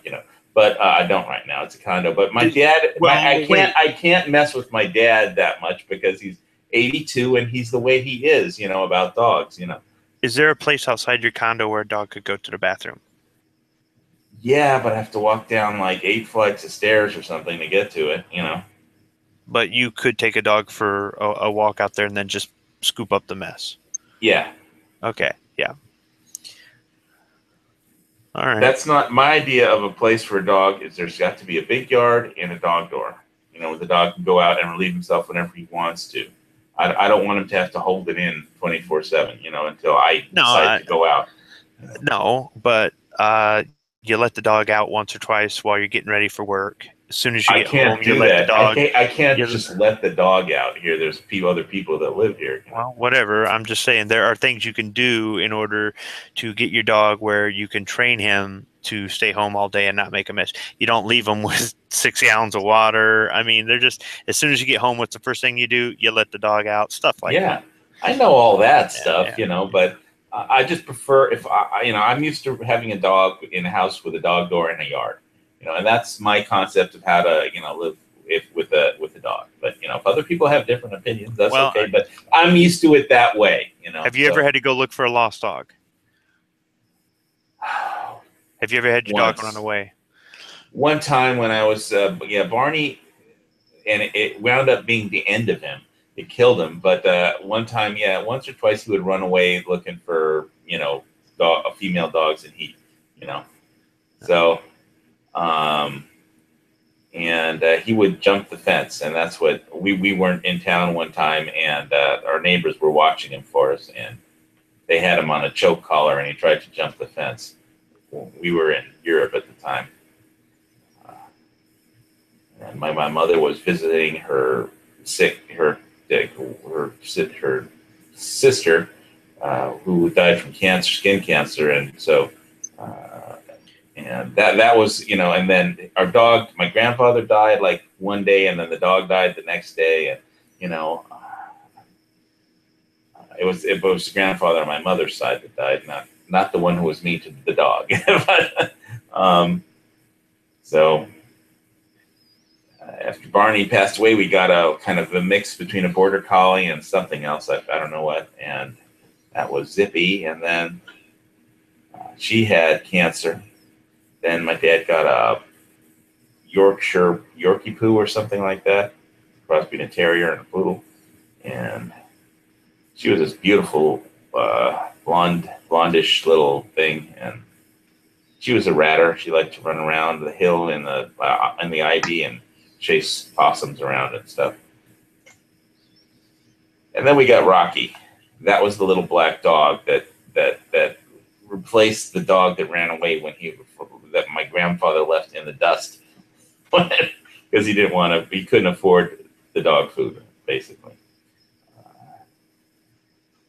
And so that was my dad has this thing that is just, I can't change about him, about how he treats dogs, So, but my dad's my dad. He's 82, and I can't change him. So I don't treat dogs that way. But Agreed. What's that? Agreed. It wasn't greed. It wasn't greed. Oh no, it was agreed. Oh, you agree? Okay. Yeah, it's just they were poor growing up. My grandfather on my father's side did I think his gig was doing burglar alarms. There's a lot of funny stories about that, but he did burglar alarms in all kinds of places. But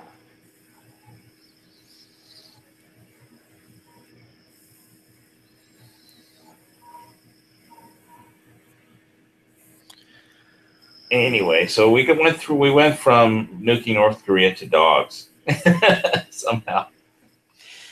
I have so many pictures of Rocky. I have like 13 pictures of Rocky on my refrigerator, and I need to start taking them down. It's like a Rocky shrine. Let's see. Got a folder on my computer for Rocky. Share one of them. So you think the $99 civil defense radiation detector will be good enough, right? I just called it down the middle. All right. Yeah, I was wondering if you could probably head over if there's a university or a community college that does physics. You could probably test it on their isotopes. Probably get like some small samples. Probably. They'll probably report me for, they had something on the news at elementary schools, worrying about having like a third bathroom for LGBT or whatever. And I was like, really? The kids are in elementary school. Really? Anyway, let's share the Rocky puppy picture. This one. Yeah. You'll see what I mean. If I can hit the screen share button, right? This little dog was so flippin' cute. This is Rocky. Can you see him? Yep. Yeah, he was a cute little puppy. And, schnauzers are like police dogs, basically. And they like lean forward. And but, this is a miniature schnauzer, not a full-size one. And so he liked to get out and run and bark at things. But that was like, my dad's, little dog that ran away in the past, or that was left behind in the park, and he couldn't do anything about it because he was just a little kid. And, so this was like I always thought that this dog was in charge, the alpha. Whenever I visited my father, it's like, when he would let the dog walk, if he would walk the dog would like lead, and decide where to go. It wasn't the human. But anyway, I miss him. He passed away about a year or so ago, and my dad got a rescue dog. Pound rescue. There was a stray for some time that seems to be working out well with the new dog. Anyway. Cool. Yeah. So I don't know. I don't think I'm going to spend too much more money based on North Korea. I would like to get an NBC suit. You know, if they had any more of those British camo ones. I don't want to get a white suit, NBC suit. But I guess if I don't have any choice, right now, Sportsman's Guide is out. But I'm not in a panic rush. I'm glad I got my new medical supplies coming in. But I think, the most important thing you could get is knowledge. And I think it's really important for preppers to figure out what they don't know and what they need to get better at. Here's a good idea that you could hold yourself over with. You could get like a 10-pound bag of charcoal with like a 20-pound bag and throw it in the bathtub and like throw a little water on yourself and then roll in it. They sell activate. Seen that on like Camping Survival or something like that website. So throw water and charcoal in a bathtub. I don't think that's going to help stop radiation. Well, the charcoal will just absorb it. The charcoal will just absorb it, right? Yeah, that's what you use charcoal wipes. I actually have a picture I'm going to pull up here.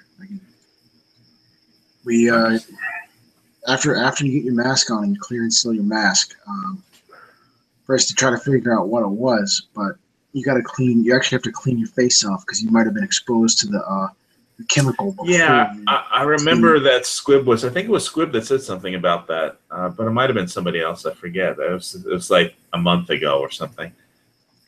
Here's a photo of me. It's a selfie, but it was right after training. I was covered in charcoal. Oh, is that what you just posted down there in the internal? Let me open that. Open a new window. Let's see. Oh yeah, it looks like you have black camo paint on, kind of. Oh, it's kind of dark though. It's hard to tell though that. Yeah, they're just charcoal packets. So we had a wipe. It comes with like a wipe in it, and you have to take your mask off, not breathe, and wipe every area of exposed skin that could have got hit with the chemical. Chemicals. Yeah, I don't know if that would help you with radiation. Yeah, so that's more like for mustard gas or some kind of skin irritant kind of a deal. It's too dark to have further to be a point. Just the room is. Like you're standing in front of a dark thing. I don't think I'll screen share that one. It's just not clear. It's just like looks like you're in the shade. Although I can see your face is kind of blacked out there, but in my hand. You can see my lower hand is like. You have an Apple iPhone? That was my iPhone 3, I think. I still have iPhone. I have an iPhone 7 now. Wow. Yeah, I still got my Samsung Galaxy 3. I'm waiting for the organic screen L cell phones to come out. Because everybody's going to throw away their LCD liquid crystal display screens once the new LED comes out. So I figured there's no rush. Anyway, all right, let's do one last screen share of my cryptos before we close it out. And let's see. Is Exodus still on here? Let's see Exodus. Oh, there it is. Right. So I think it was like at $170 yesterday, and it's at $193.74 today, and who knows what it'll be tomorrow. Right, I'm at 81% Bitcoin, 10% Ether, 9% Litecoin. I don't think I've gotten any more Ether since just my Bitcoin. I received like 3/1000ths of a Bitcoin 4 hours ago. I just got the value of the Ether has gone up, but it's just I haven't gotten any new Ether payouts yet since July 30th. And Litecoin, I got some 4 hours ago, about 2/100ths, a little under that. Anyway, so there it is. It's getting bigger all the time. When there's like 2 or 3 more zeros after that, or 4 or 5 more zeros, I'll be a happy camper. I'm like Jason Statham in Wild Cards. Like, as soon as I hit like 1 million, that just won't be enough. I'll need 70 million. You know. You should do a video on how to set this up yourself. How to set something up like this, because I'd definitely be interested in it. Oh, that'd be easy to do. Okay, I'll do a how to set up a Genesis mining account. You know, I'll do it. Yeah, you aren't the only person who'd ask, but I think you asked once before. It's really easy to do. I won't add it on the end, tack it on the end of this one. I'll put out a video like that this week. That won't be a problem. That's super easy to do. All you need is a credit card. This you can download for free, this wallet, from exodus.io.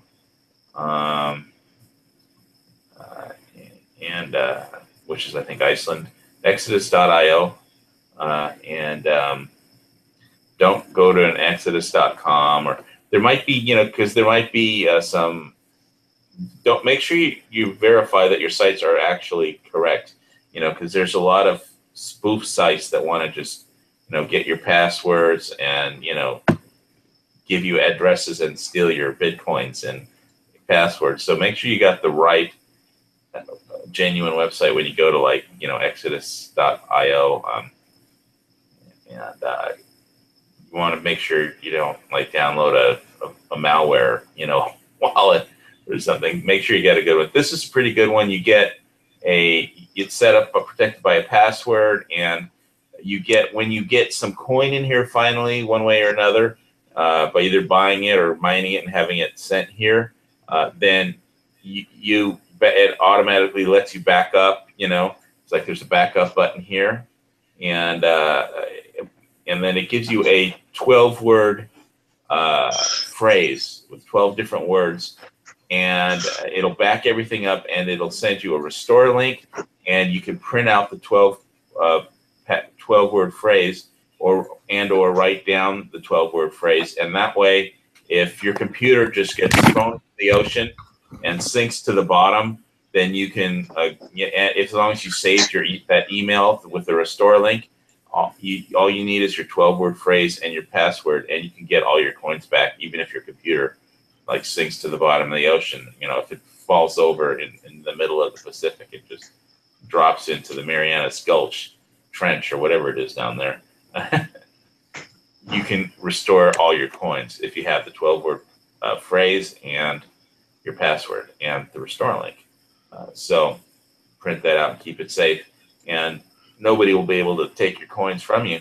You have to, if you want to send them out, you know, you just go to your wallet and hit, like, the send button or receive. If I want to receive Litecoin, you know, it'll give me this Litecoin address. So if somebody wants to send me Litecoin, you know, and like wants to buy my oxygen absorber, you know, you give them this address, and they can, you know, hit the send button, and they put in that address and however much they want to send, and it goes. And through basically how it moves from place to place is through all the computers that are doing the mining, right? And they get a small mining fee. Like, let's see if it shows right here on this small amount of Litecoin that I received. I'll hit the plus button, and it has the transaction ID. I don't think it shows the mining fee in this. It might show it on Genesis.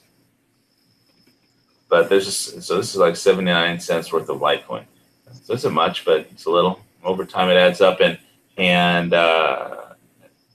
anyway, I won't get too into the weeds on it, but close that.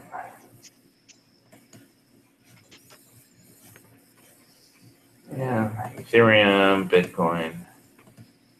Right. Anyway, so Exodus.io. That's for the wallet. As far as how to mine it, I'll cover that in the next show. You know, there's a really interesting story of this one guy who had, like, he started mining like a dozen years ago, and he just had his mining rig running for like a dozen years, and he just ignored it. It was like in his basement. He never looked at it. And then 12 years later, you know, Bitcoin is a thing. He goes back, he looks at how much Bitcoin, and it was like $12 million worth of Bitcoin. He was like, what the fuck? Anyway. That's pretty awesome. Yeah, but it takes 12 years to mine that much. So basically every time transactions get sent somewhere, you know, somebody has to mine it to move it, and they take a tiny small amount of coin in exchange for, you know, mining and moving it from place to place. That's my understanding of how this whole ledger system works. But it's basically a ledger system, and it's multiple computers working on an equation. So it can't be hacked, because they would have to hack multiple computers in different locations simultaneously, and they can't do that. So anyway, so I'll do a video on that. It's really easy. I mean, it's so simple that I can do it, you know, and I'm not like overly, you know, brilliant or anything. So, but I do have a Glock 17. Yeah. So. Or.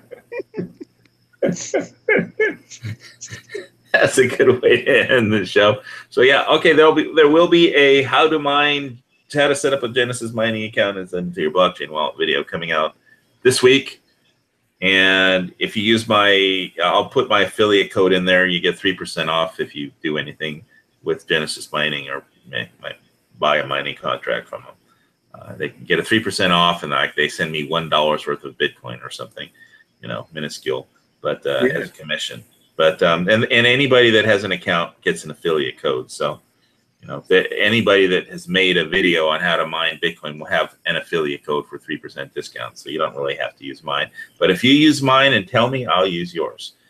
So far, I've used Trayvon James mining code, Silver Slayers mining code, and Silver Linings mining code, and affiliate codes from Genesis. And I use Trayvon's because there's like a video of he actually went to Iceland and showed a video of walking through the mining thing. And so I was like, oh man, that's really a place. That's really a thing. And, you know, so I ought to better pay more attention and check this out. And you know, but it's funny how most of the people on YouTube talking about this with channels that are just like devoted to cryptocurrencies are really young, you know. They're like, you know, kids in college or, you know, they're very young people. So it's great that a new generation has a chance to, you know, get rich, you know, while they can still have fun with the money, you know. They're young enough to have fun. Maybe not in, you know, quite as experienced to know exactly how to party, right? But, you know, it's like it's basically like what the internet used to be when you walked into if you walked into any corporation and they would say, you know, you would ask them, do you have a website? And they'd be like, huh? You know, the internet. And they'd say, what's that? And now you can't do anything without it, you know. And so maybe, you know, the cryptocurrencies will be like that. You know, Russia and China are looking at it, having a national official cryptocurrency. And we'll see what happens. If all the banks pile into it, then it could, you know, go up, or, you know, it could go down. You know, it's very volatile. Be careful as far as some of the exchanges out there. They can close down with technical difficulties, or at least that's what they'll tell you at a moment's notice. And they have been hacked. The coins haven't been hacked, but like Genesis was hacked. Mining was hacked. The Poloniex, like one of the largest exchanges, has been hacked. And so that's the thing. Mostly when people do exchanges, if they want to get into the smaller altcoins and take a chance that they will go up dramatically in value when Bitcoin goes up, you know, that for pennies on the dollar, you can, you know, get like something that will be worth a lot more later. Well, there's a lot of pump and dump with the altcoins, you know, where people put out a buzz on social media about whatever kind of coin, and then it'll go up really quick, and then all of a sudden all the buyers, they'll dump it, and all the buyers will just disappear, and then people get stuck with worthless coins where there's no buyers for it. So if you stick with Bitcoin, Litecoin, Ether, or Ethereum, then you probably won't have that problem. But there's like 980 or something different altcoins out there. So always be careful. Don't play with. Just consider it your play money, and don't play with more than you can afford to lose. I didn't. So be careful. Anyway, we're going to call this one for. Go ahead. I was going to ask on a side note if anybody saw the whole thing about the SIG P320 today. Well, Squib just left. I said good night. Right, yeah. All right. The SIG P what? What was it? Model? The P320. The 320. Yeah. I didn't hear anything about it. Was it on the Daily Gun Show? I'm not sure. I didn't get to watch the Daily Gun Show yet, but if you drop it on the beaver tail and the back of the slide, so the barrel's facing up. If it lands perfectly on there, then the trigger will go off. It will shoot. That's not good. But technically, it passes all the drop safe tests. So there's still technically not a problem, but some independent tester found this out, and they found out if they lightened the trigger, it wouldn't happen. Well, I don't own a SIG, but I imagine if you own a SIG 320, you'd be concerned, not to drop it in the wrong way. It's a bad idea to drop your gun in the first place, but shit happens in life, Yeah, apparently you can get a flat trigger for your 320 from some random company. I forget what the company name it was. So if you got one and you carry a gun, I'd pick up one of those flat triggers like right now until they figure it out. Okay, well, yeah, Gun Channels, there's a Daily Gun Show. If you check out Gun Channels, there's a lot of interesting people and a lot of good information, and I bet they will talk about it on tomorrow's Daily Gun Show if it's a new thing. The SIG 320. There's a lot of people that like SIGs on Gun Channels or that have them. And I'm sure there's a lot of people that hate SIGs on Gun Channels, but that's how it is. So we'll figure it out, and we'll have the answer to that on next week's Lock and Load. So thanks everybody for listening. Give us a thumbs up. God bless these United States of America. Thank you. Thank you. Thank you.